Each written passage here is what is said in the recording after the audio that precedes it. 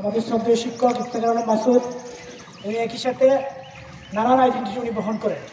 একই সাথে উনি একজন শিক্ষক, একই সাথে উনি একজন জুলাইয়ের আমাদের সহযোদ্ধা এবং বেশিরভাগ বিরোধী দীর্ঘ লড়াই সংগ্রামের একজন অগ্রসৈনিক। তার বাসায় এবং তার পরিবারকে তাকে লক্ষ্য করে যেভাবে হামলা করা হয়েছে, এই সন্ত্রাসীদের কোনো ধরনের সন্ত্রাসী বাইরে কোনো ধরনের পরিচয় থাকতে পারে না। তারা যে রাজনৈতিক দল, যে মত এবং যে পথের মানুষ হোক না কেন সন্ত্রাসী, তারা সন্ত্রাসী। আমরা গতকালকে ঘটনার পরপরই আমরা 12 ঘন্টা সময় দিয়েছিলাম প্রশাসনকে। 12 ঘন্টা ইতিমধ্যে পেরিয়ে যাচ্ছে, আমরা এখনো পর্যন্ত কোনো ধরনের কার্যকর পদক্ষেপ দেখতে পাচ্ছি না।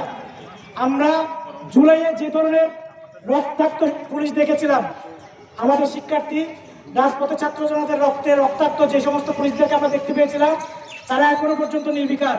এখন নতুন নতুন যারা ক্ষমতাশালী হয়ে উঠতে চাচ্ছে, বিভিন্ন রাজনৈতিক নেতৃবৃন্দের সাথে তারা সমঝোতা করে আইন শৃঙ্খলা রক্ষার যে দায়িত্ব ছিল সে দায়িত্ব পালন না করে তারা রাজনৈতিক নেতৃবৃন্দকে তোষামত করার কাজগুলো করে যাচ্ছেন বলে আমরা দেখতে পাচ্ছি। আমরা আমাদের যে আলটিমেটাম, এই নির্দিষ্ট সময়ের মধ্যে প্রত্যেকটা সন্ত্রাসীকে চিহ্নিত করে গ্রেপ্তার করতে হবে এবং তারা যে বোমাবাজি করেছে, তারা যে সন্ত্রাসী কার্যক্রম সেখানে চালিয়েছে, সে জন্য তাদেরকে বিস্ফোরক আইনে মামলা করে তাদেরকে অধিকৃত গ্রেপ্তার করে আইনের আওতায় নিয়ে আসতে হবে।